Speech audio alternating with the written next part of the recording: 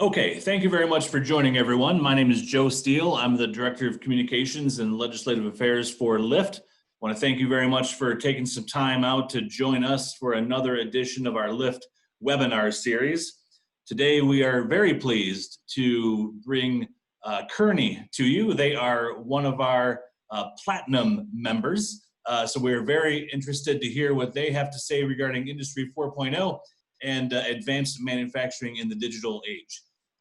So before we get to Kearney, I would like to go through a couple of housekeeping issues with you, if possible. In the meantime, if everyone can put their phones or computers on mute, that would be great. You can also turn your cameras off, as we are just presenting this via webinar, via voice and screen today. We do have some time at the end of the presentation, expect to have some time for a Q&A session. So if you'd like to ask any questions, you can please send them to me, Joe Steele, via the chat function that is available via the Zoom taskbar at the top or maybe the bottom of your screen, wherever it might happen to be. I think we're all getting more and more familiar with all the various virtual meeting platforms. So I think you might all have that in hand, and I hope everyone continues to be safe and well as we battle our way through this pandemic. I also want to take a minute or two to talk a little bit about Lyft for those who may or may not know who we are and what we do. Where manufacturing, technology, and talent matter. Lyft is one of now 16 national manufacturing innovation institutes. We were created in 2014 from the Department of Defense, and we are working to connect materials, processes, systems, and talent to drive rapid implementation of smarter manufacturing. So Kearney's presentation is very key to what we are working on, and so we're looking forward to hearing what they have to say, because as we expect on a global scale, the next industrial and economic powerhouse will be the country or region that masters smarter manufacturing first, and we clearly want that to be right here in the U.S. We're specific to Detroit and Michigan, but obviously our ecosystem is around the country. So we're looking forward to helping support our ecosystem do just that. So how do we do that? We're working to solve the manufacturing equation by connecting materials, processes, systems, and talent. And how do we do that? We do that with two programs that we work with here at Lyft. The first is our technology program called Leading Innovations for Tomorrow. That is where we take technologies and help carry them across the valley of death.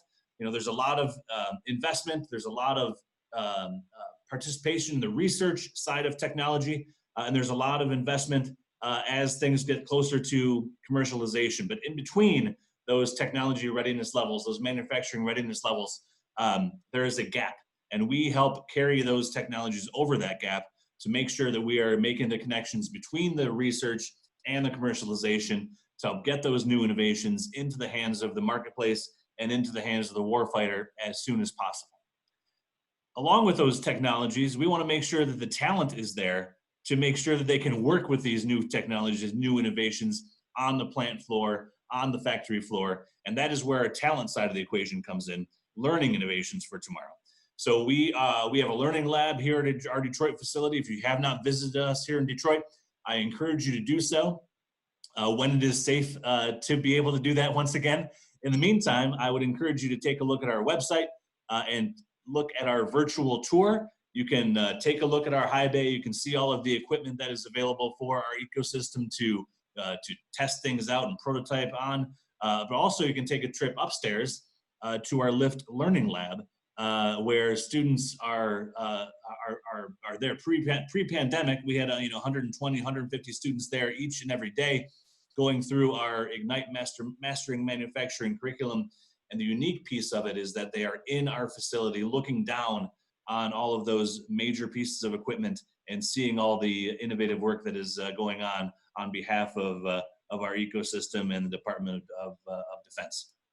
So I mentioned that we are a public-private partnership. We are a membership-based organization. So what does that mean? Well, that means we really work in 6 different ways for our members. We're a trusted advisor.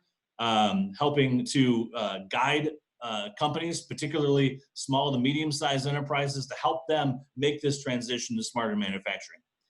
We are a talent developer, as I mentioned. We are developing new venues, tools, and teaching techniques to really make sure that the manufacturing pipeline of talent is robust and healthy going forward. We are a convener, and frankly, that's why we're all here today. We have a network of Department of Defense experts, government, academia, industry. We convene everyone together so we can learn from each other about what we need to do to advance manufacturing into the future. Technology Showcase. I mentioned our high bay facility. That's where we bring the art of the possible to reality. Again, take a look at our virtual tour, look around and see all the things that we have here, our sandbox, if you will, showcase and a sandbox where folks can come prototype new materials, new processes, new systems. We're a connector. Again, a public-private partnership between government, industry, and academia. We connect the needs to the ideas and the people that can make things happen and really move the needle for American manufacturing. And finally, a technology accelerator. Again, we want to carry those technologies forward across that valley of death into the hands of the marketplace and into the hands of the warfighter as soon as possible. Our leading innovations for tomorrow really focuses on these 4 pillars, all the way from digital and computational materials engineering to agile and smarter manufacturing, into our history as a materials science, materials research, as we look at advanced alloy and process development and multi-material joining. A little bit deeper into some of these, I won't go into all of these, but you can see the wide array of activities that we participate in, that our network participates in, as it relates to these 4 pillars. Learning innovations for tomorrow. I mentioned Ignite Mastering Manufacturing Curriculum, the Lyft Learning Lab. We provide world-class certification programs for more advanced incumbent workers or folks that are looking for a change or looking for a certification. And Operation Next, where we are working to provide educational opportunities for our separating men and women of the military. As you can see, Ignite is really a high school curriculum. That's where we have our students here each and every day. It's a 3-year program taking part in the Lyft Learning Lab. You can see the 7 labs that really make up the Lyft Learning Lab. We're providing world-class certification programs in CNC operations and welding. And then Operation Next, we're very proud of Operation Next. We just are working to expand that across the country. The Department of Defense saw some value in it, so we're providing it to 9 more bases across the country over the course of the next 3 years. And we're also provided a grant to help small to medium-sized manufacturers kind of get off the mat from this pandemic in Detroit and Pittsburgh, and helping them provide some training opportunities for workers here in Detroit as well as Pittsburgh to again provide certifications for those folks to help small to medium-sized manufacturers recover from this pandemic. There's a lot more material there on our website. You can visit us at lift.technology. You can follow us on LinkedIn and on Twitter. And if you have any questions, please feel free to give us a call, or you can contact us via the website directly. So that is a little bit about Lyft. I don't want to take up too much time because I know that you folks are here to hear from Kearney, but thank you again for joining us. And I'm going to turn the presentation over to Nick Anderson from the Kearney team to share his presentation and talk a little bit about Industry 4.0 and advanced manufacturing in the digital age. So I'm going to stop my sharing and hand it over to Nick. Nick, the floor is yours. Great, thank you, Joe. And I can just get a sound check. Everyone able to see my screen? Yep, I got you. Excellent. Well, thank you, Joe, and appreciate the introduction. So what we'll cover today, and I'm joined by my colleague Ani Pradeswarati as well. So we'll start with a little bit of background on what we mean by Industry 4.0.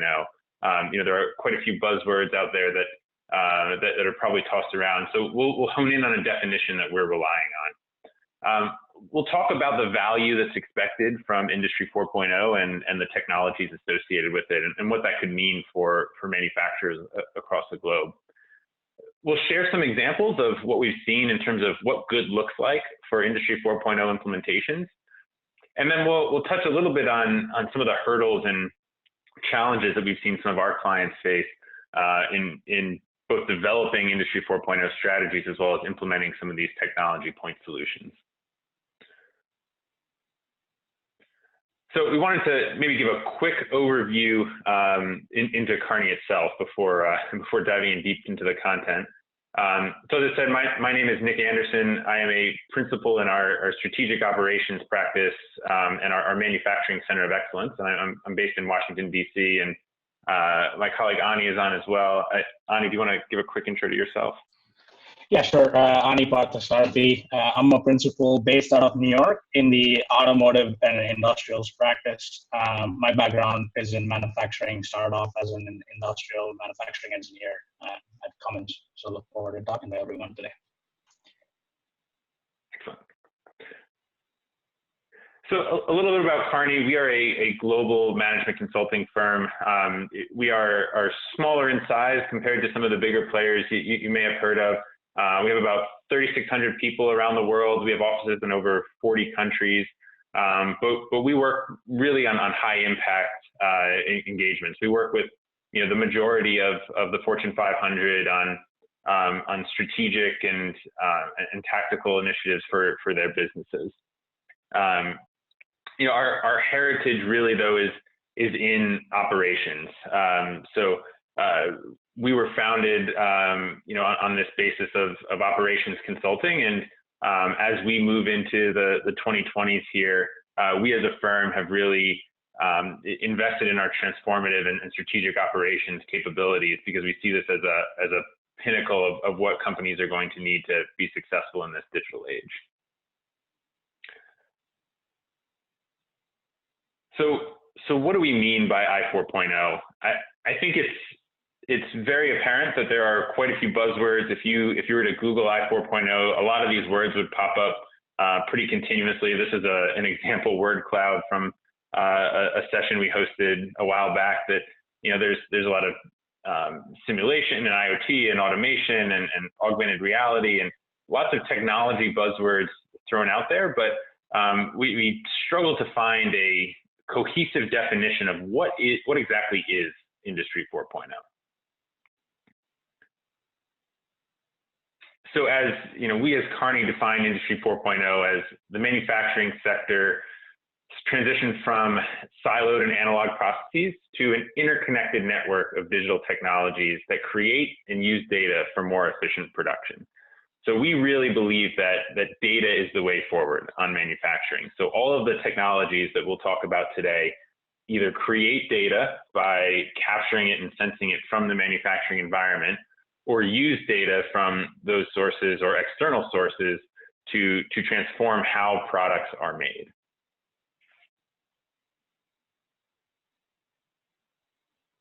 Now, the term Industry 4.0 really stems from this concept of a fourth industrial revolution. If you think back all the way back to the 1700s with mechanization and moving into mass production in the late 1800s and the revolution in automation that started in the mid 70s, we're really at that fourth turning point for the manufacturing sector, which started about 10 years ago and has really been focused on these concepts of data and connectivity.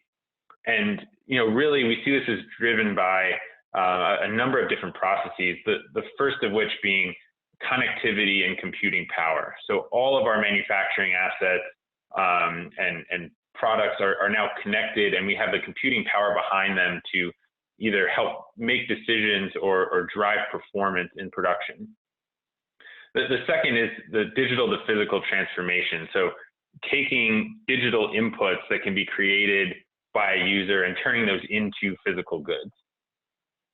The third is analytics and intelligence. So as we have these large swaths of data that are now available to us from production technologies and all the sensors that we're implementing on the manufacturing floor, we can actually turn that data into insights using some advanced analytic algorithms and moving towards artificial intelligence. And then the final piece, we can't ignore the human element. A lot of what is perceived as Industry 4.0 is automation and removing people from some of these tasks. And quite honestly, there is an element that needs to be addressed in how humans are going to interact and interface with all of these new machines and technologies on the production floor. So we consider that as an angle that should be included as well.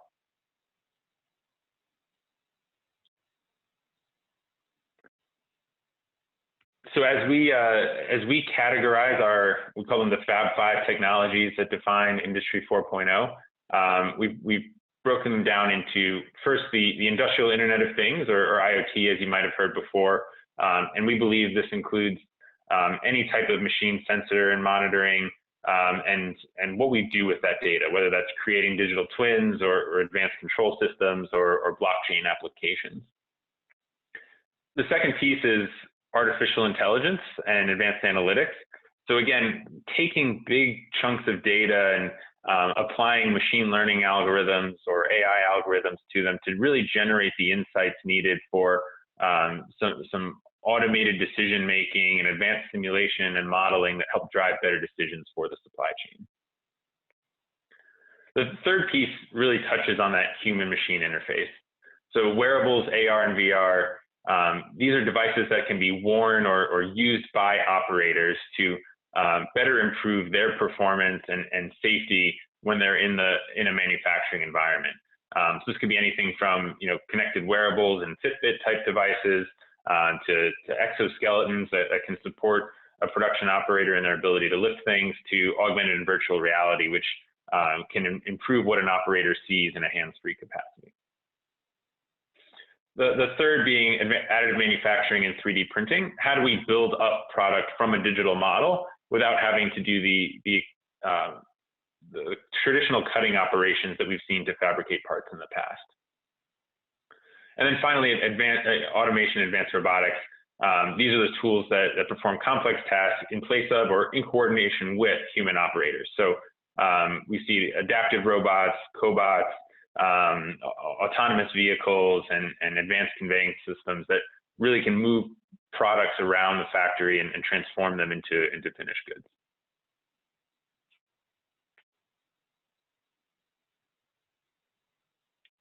So underneath each of these, there is a vast myriad of technologies that are available.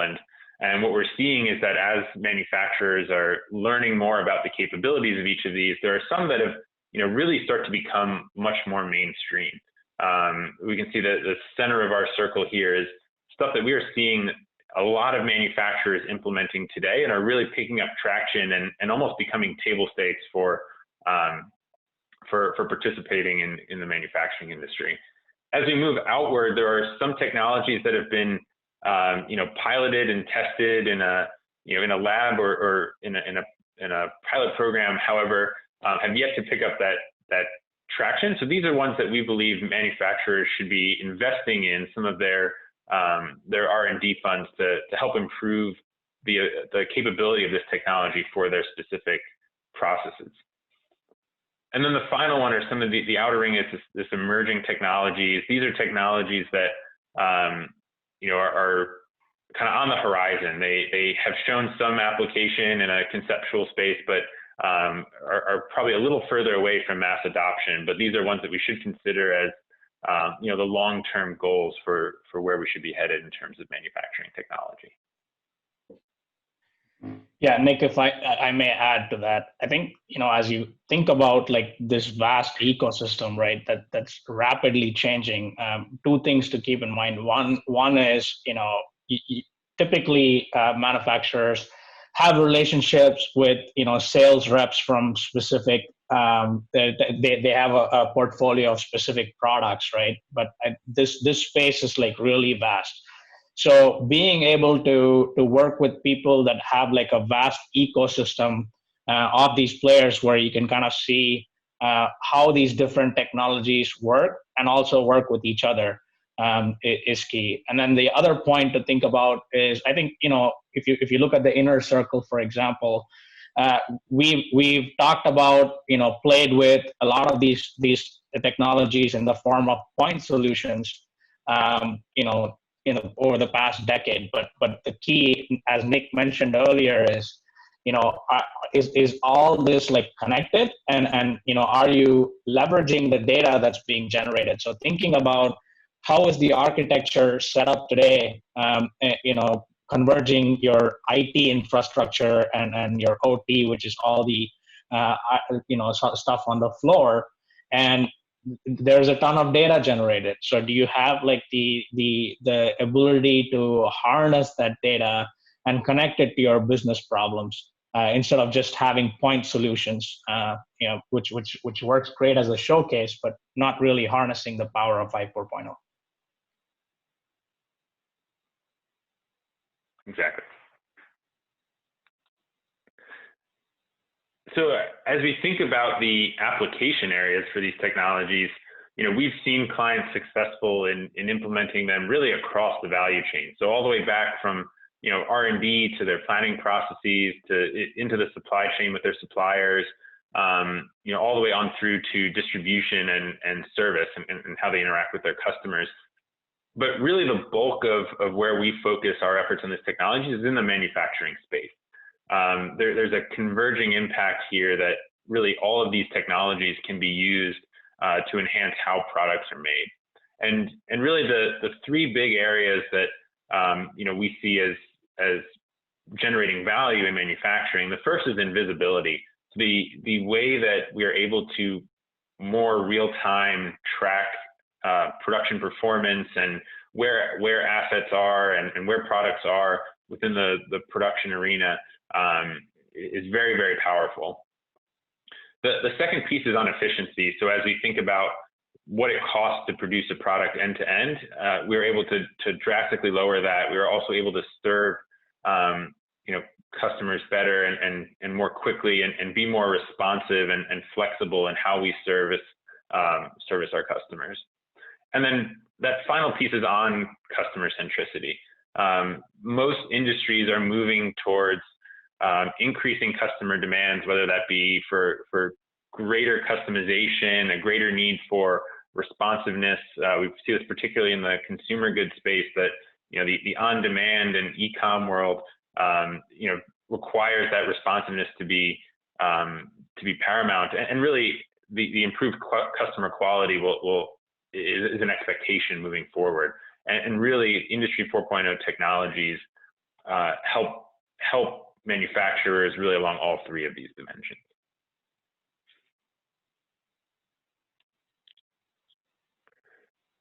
So I'd like to talk a little bit about some of the opportunities that we've seen and the expected value of some of these from an operations standpoint.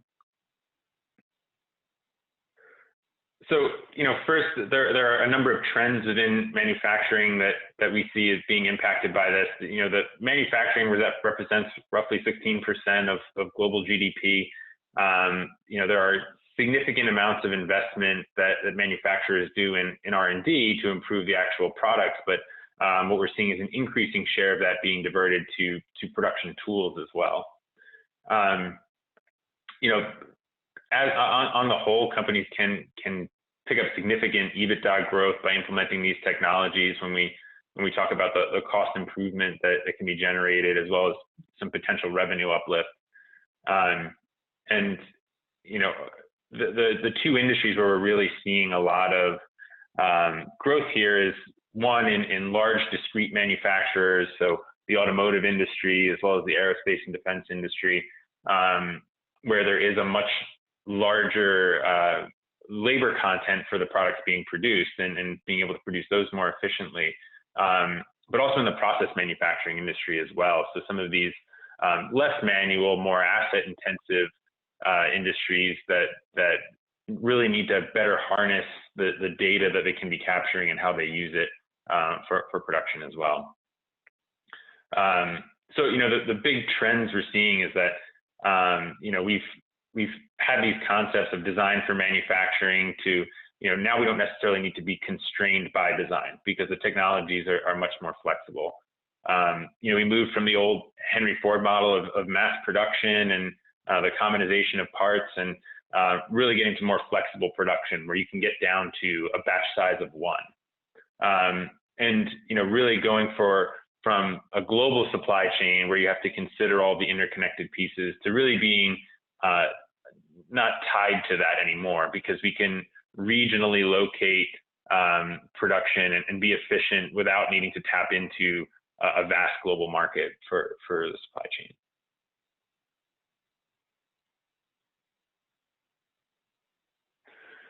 The market has seen a lot of the benefits, and manufacturers are actually really beginning to adopt these technologies. You know, the market size for IoT is projected to grow about 8% over the next 4 years. Likewise, we see a huge increase for the AI and advanced analytics market, and that's really driven by the fact that you know, across industries, AI technologies can be used not only for manufacturing, but for everything from consumer insights to supply chain planning to R&D and product development. Wearables has grown a little bit slower. It's still an important element to consider, because we want to make sure that our people are not left behind in the manufacturing world. So making sure that these technologies can continue to enable people to operate efficiently and safely. 3D printing is also gaining traction, particularly in the aerospace and medical device industries. The ability to mass customize products and really design products that are fit for purpose is very, very powerful.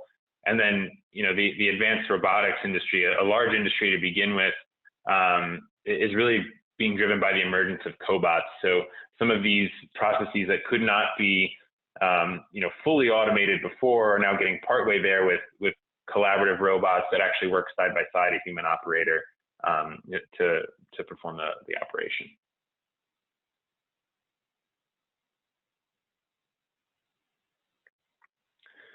So, you know, the value that our manufacturing clients are beginning to see from this is really across the spectrum of KPIs that they track. You know, the first on factory throughput increase. A lot of these technologies can better enable the speed and the efficiency that assets operate. So we can see that even with the same asset base, a manufacturer can pick up as much as 50 to 60% throughput for their factory. You know, aligned to that is OEE. You know, the asset performance overall. You know, not only can we improve the speed, we can improve the uptime of the assets, and we can actually hone in the quality and yield performance of assets as well, so that that performance can be continually improved and up to the highest standard. Along with that, we've seen you know, huge reductions in scrap as well, as we're able to augment how operators interact and the capabilities of some of our advanced robotic tools. We can really cut down on the number of mistakes and improve quality in the manufacturing process so that there's less scrap and less rework. A lot of these things actually contribute to an overall unit cost reduction. So particularly in some of our higher labor content industries, the hours per unit, labor hours per unit can be drastically reduced by some technologies such as you know, augmented reality and other wearable devices. Because you're creating a much more efficient operator to perform those tasks. We can reduce inventory. You know, one of the things that a lot of these AI tools bring is much more visibility into what needs to be produced and where should it be produced and where should it be stored. So applying an AI engine on the supply chain planning side of the operation can be hugely beneficial to reducing inventory. And finally, you know, what winds up being important to a lot of customers is the lead time reduction. So particularly for some of these, you know, larger type products that have significant lead time, we can better identify bottlenecks and create some real-time analytics that can help us tackle the biggest sources of loss in lead time. Yeah, and I think to add to that, if you notice the numbers here, these are big ranges. And also these are just averages, right? And as we look across industries and across manufacturers, what we see is there's a few manufacturers that actually do Industry 4.0 well, right? Where They've adopted a lot of the early technologies and figured out a way to scale that across their network. But the vast majority of manufacturers we see, are still in like the experimentation phase. So the less mature the harnessing of technology is on your production lines, the bigger the ranges are, oftentimes like multiples of the averages that you see here. So that's something to keep in mind.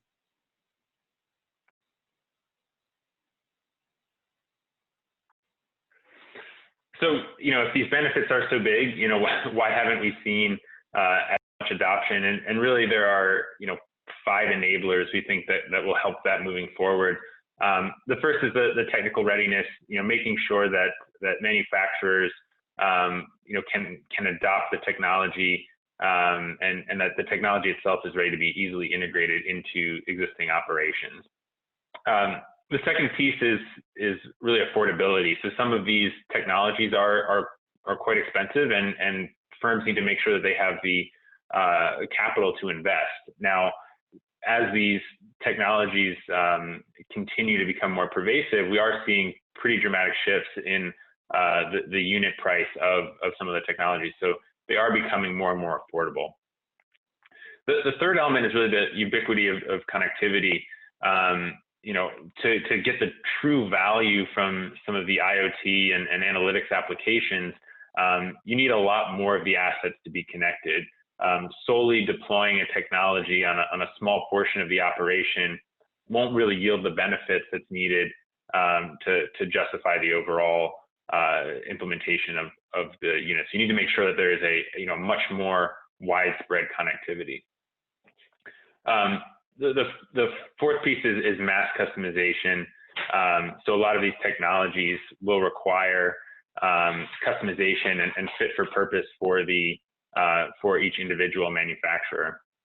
And then the final one is, really thinking about services and replacement costs. Like any technology, these technologies will require some upkeep. So ensuring that, we understand that total cost of ownership and, can appropriately plan for those technologies and maintenance costs.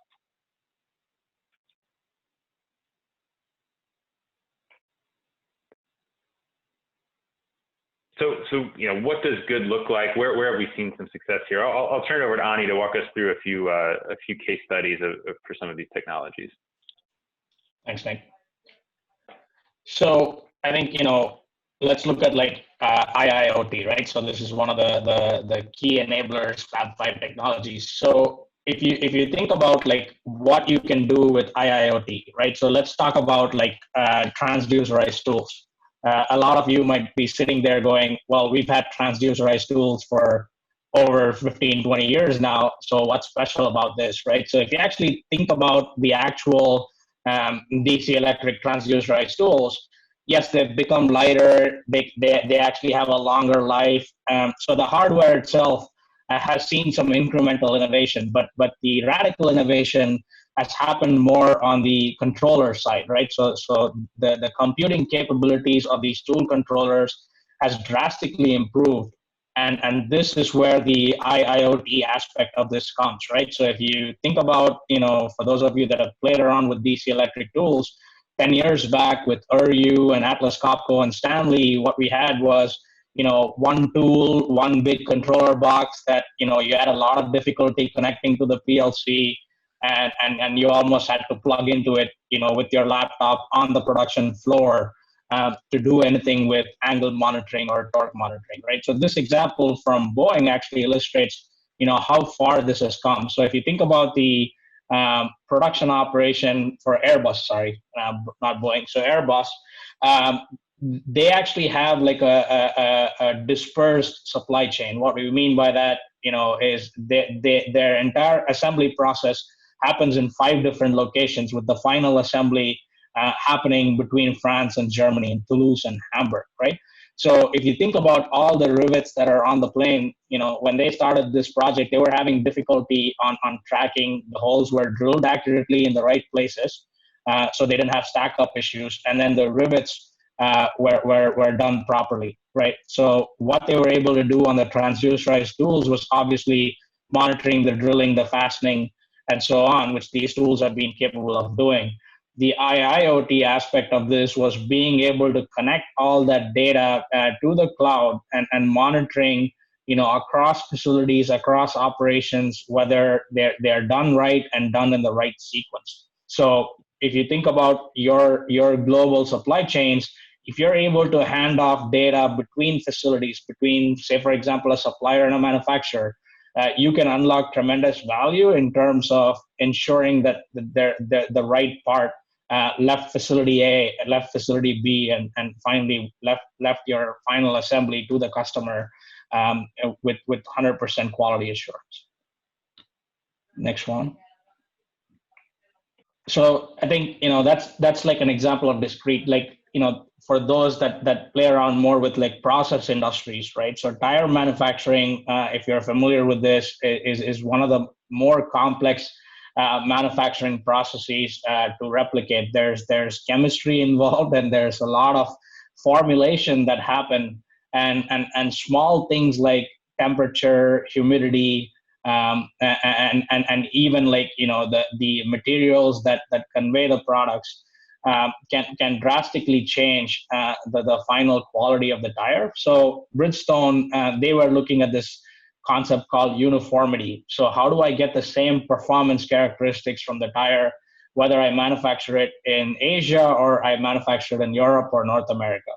So they actually built this system called the ICT, which uses a lot of sensors on the shop floor, where they're able to dynamically track what happens with every process and some of these parameters that I mentioned, temperature, humidity, and so on. So they're able to run, live analytics, right, to understand what are the exact settings they need to get right to repeat the process. So in this case, they were able to improve their uniformity by 15% or more. So when you think about process industry, when you think about even moving a process from one facility in a country to a different plant, right? Obviously, the plants typically are built like in different times and have like a different sequence and so on. So thinking about like what are the settings to get right, and there's a lot of applications for AI advanced analytics in this case. Let's go to the next one. So this one is from PSA.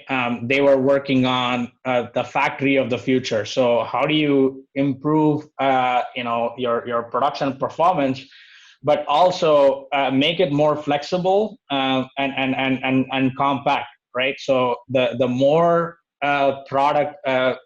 more product variation you can produce on the same production line, the better it is for your supply chain flexibility, right, and resilience, as we've all seen. So the ability to quickly change models, the ability to change your assembly line sequence and line balance based on supply and demand can unlock like great amounts of savings, right? Like if implemented right. The specific example we've shown here is around cobots, right?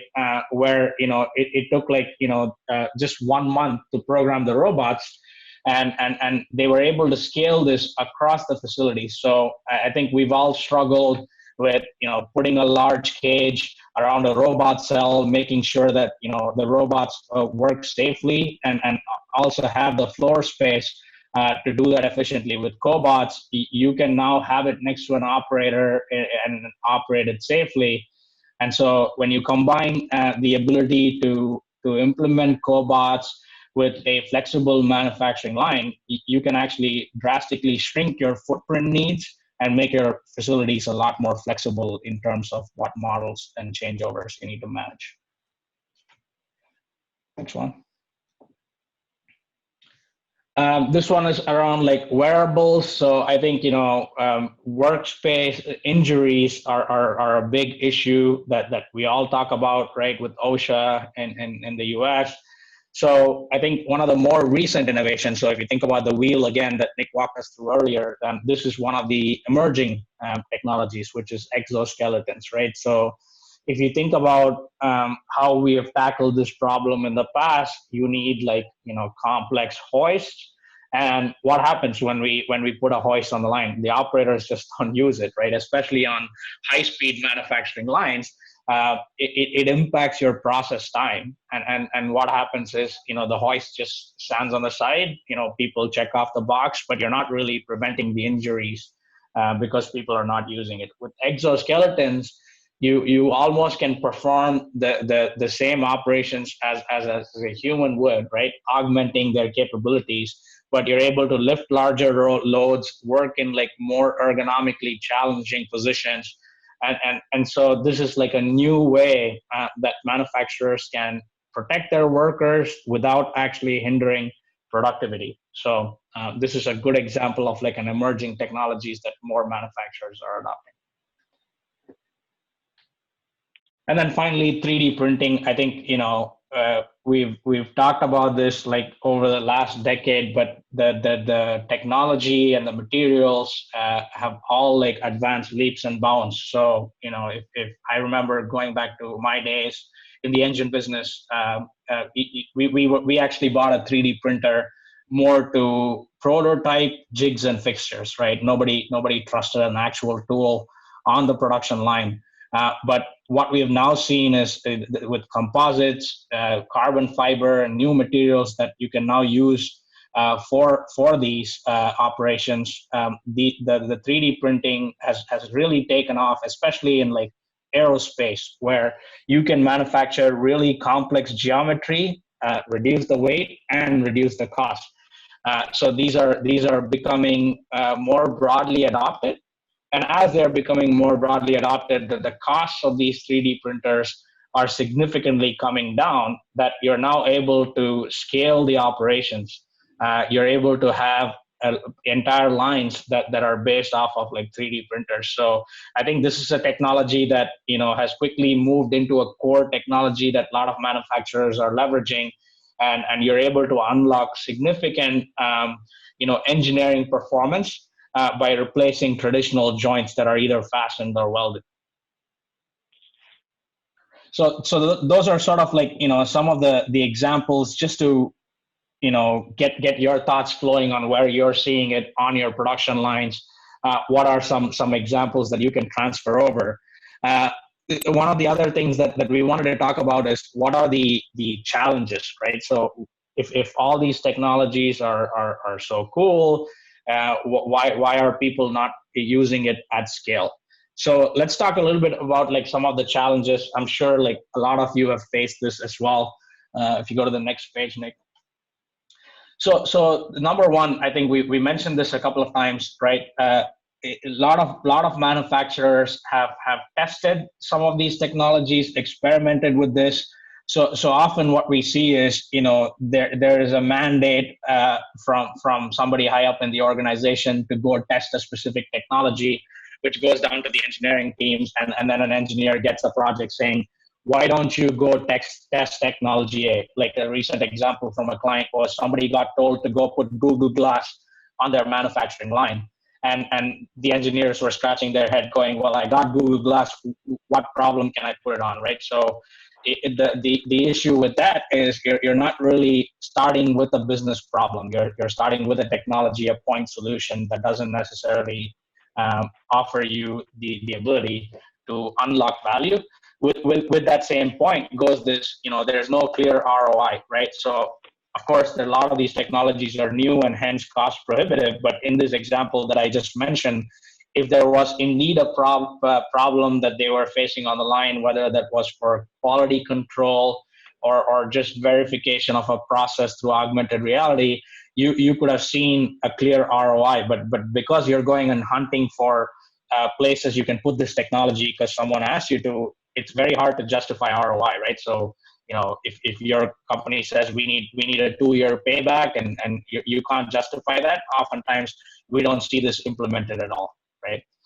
I mentioned the technology ecosystem earlier, right? So there's a lot of cool startups, and then there's the traditional tool suppliers and integrators that you're all familiar with. But I think that it's still like an emerging area where they're all still figuring out how to work with each other, right? So where we see companies do this well is, they've started building their own ecosystem of providers, and oftentimes they're jointly problem solving. In fact, Joe mentioned this earlier. Part of what we're trying to do at Lyft is similar to this, where we're bringing together people from all these different areas to solve a common challenge, right? That in the past, they would have just let the customer figure it out. But as these become more complex, it's almost the onus is on the technology providers to start working with each other, coming up with like a common language to connect all these tools and so on. And then, oftentimes when we talk about I 4.0, people are like, it's just buzzwords. We've already done this. We've had robots for a long time. So it's all hype, right? But as we saw earlier, it's about connectivity. It's about interoperability of systems. And so when you're able to connect and harness all the data across systems, you can actually take the next step in your manufacturing process. So I think, thinking about all these challenges, I'm sure you guys have faced a lot of this in your own business. If you sort of have questions on any specific one and how to tackle this, we're happy to answer any questions on that. Next one. So I think we have come up with a way to kind of rack and stack like where people are. We get calls from all our different clients on implementing I 4.0, right? So as this becomes more mainstream, more and more manufacturers are going to jump on this bandwagon, and oftentimes they don't have a clear starting point. So this is like how we define like the maturity index of where various manufacturers are. So the level one being like, analog, where a lot of your processes are manual. And this doesn't mean you don't have any automation on your line. It just means that, operator instructions are still paper-based, right? You still don't have all the tools connected to your MES and the MES talking to your PLC, and so on. So we see a large portion of manufacturers, especially like, the mid-range, like smaller scale manufacturers that fall in this bucket. But a large portion of the population for Fortune 500 clients that we see are like in the digital discovery to the digital experimentation phase, right? So, either they've played around with a couple of these technologies, they've found good use cases in specific facilities, but not globally. Where the value comes beyond that is basically doing it at scale, right? Doing it at scale is you're able to create a solution in a plant in the US, but you're able to easily take that to all the different facilities that you have in your network, right? When you're able to connect your entire network, then you're able to unlock capabilities beyond the four walls. You're able to integrate your supply chain. And this can unlock significant value, as Nick mentioned, on inventory reduction and things outside what you would typically work on the shop floor. And then finally, digital DNA is taking that one step beyond not only the manufacturing, but also all the other processes that circle that in the supply chain. So think about planning, design, delivering products to your customers. So you're able to seamlessly integrate different layers of your supply chain, and you're able to truly drive all the processes digitally without any need for paper-based documentation and so on. So that's like the nirvana that people are aiming towards, right? So as you move through these stages, the challenges become exponentially greater. So for someone that's like a level one, you can implement like very simple solutions to unlock value in a very short amount of time. The people that are sort of in the 3 or 4 stage, they got to start thinking about the greater architectural problems of the network, and oftentimes there's some upfront investment that's needed in order to enable some of these greater scale projects. So I'll leave you with that. We'll also quickly talk about on the next page what we think are the things to get right. So Nick, jump in here. I know you've got like strong viewpoints here as well, but I just mentioned investing now, right? So IT cannot independently run projects, and that which is not aligned with like the manufacturing strategy of your business, for example. So this means sometimes they gotta invest in like cloud. Sometimes you have to migrate to a brand new MES. Whatever that architecture is, having that flexible IT stack to work with your operational technologies is key. And so sometimes, we see that that infrastructure doesn't exist. So you're going to have to cough up some money up front, but clearly having a strategy on why you're doing that will help you move that forward. And then building the capabilities. So I think, we've talked a lot about what the technologies are, what they can do, but upskilling your employees, your maintenance folks, your manufacturing engineers, industrial engineers on some of these new technologies, right? And fixing processes to be digital first, as we talked about earlier. And then you're going to have to tailor a lot of these solutions to the specific problems, as I mentioned. So there's no, as a lot of you are familiar with ERP implementations, like there's no off the shelf when it comes to IT. So identifying the business problem and tailoring specific solutions to that problem, and identifying like the right technology, right? So you can't just like get a hammer and go look for a nail, as we often say. And then, agility is around like, how can you adopt like the same technologies to solve different problems, like across your industries, right? So I think, you don't want to be forced to one use case for a specific product.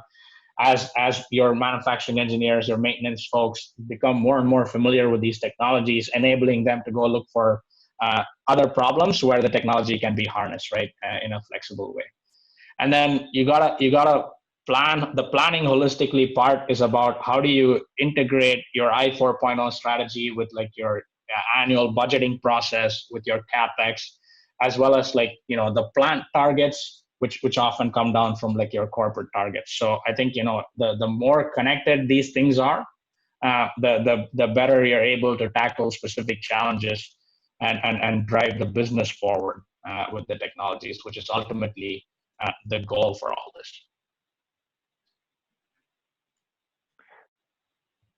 So I think we are coming up close to time. So I wanted to thank everyone for listening in today. And I think if there are further questions, we'd be happy to answer them. So we're flashing our email addresses here. Feel free to reach out to anyone on our team, and we can happily answer questions after. I guess with that, I'll pause. Joe, I think you were looking for potential questions on the line, and maybe with the few minutes we have left, we can try to field some of those if any came through. Yeah, thank you very much, and I appreciate the conversation, appreciate the presentation. Hopefully everyone else on the line feels the same way. We have recorded this. We'll post it on our website, so you can revisit it and share it with folks that may or may not have been able to join. But I encourage you to reach out to the team as listed on the screen here. I guess one question I have in the moment, a few minutes that we have left, obviously people on the line can see why Lyft has involved with Kearney, and why we're so pleased to have them as a member is because they really are experts at this and can help position manufacturers in a way to get smarter about their manufacturing, and our facility here will be a showcase for that. But I guess my big question is, you presented a lot, and we at Lyft work with academics on the research side. We work with OEMs and the end users on the DoD and the manufacturing and the market side. If I'm a small or medium-sized manufacturer and I see this and I know where my customer is going, I know where my OEM is going, there's so much here. Where do I start? Because I can imagine there's a lot of paralysis by analysis looking at all of what you just presented. Where do I even think to begin? I think that might be a big challenge that folks are encountering. Yeah, great question, Joe. Yeah, go ahead, Nick. Yeah, thanks, Ani. So for me, I think the classic answer is it depends. But what I'd say in terms of prioritization is really looking at what the business needs are. So as we mentioned before, we don't want to just take a technology and run with it. we need to understand, okay, you're a smaller to medium-sized player. Are you having trouble meeting the cost expectations of your customers? Are you having trouble meeting the quality that they expect? Are you having trouble delivering to them on time? And from there, stemming from that business problem, what is the technology, or what are the set of technologies that can help you, tackle that problem and really achieve next level performance for that particular operation? Yeah, and I'll add to what you just said, right? I think, when you talk about smaller manufacturers, and we've seen this, right, often in our private equity clients, right, where you have a really small stamping operation, right? You have a really small sub-assembly that you're doing for a tier 3 automotive supplier. So in this case, in the past, when you talk about technology, the people immediately get scared because they think about like the $20-30 million ERP, MES implementations. One of the things that has happened with some of these emerging technologies is now, implementing an MES for a section of the line is not as cost prohibitive, right?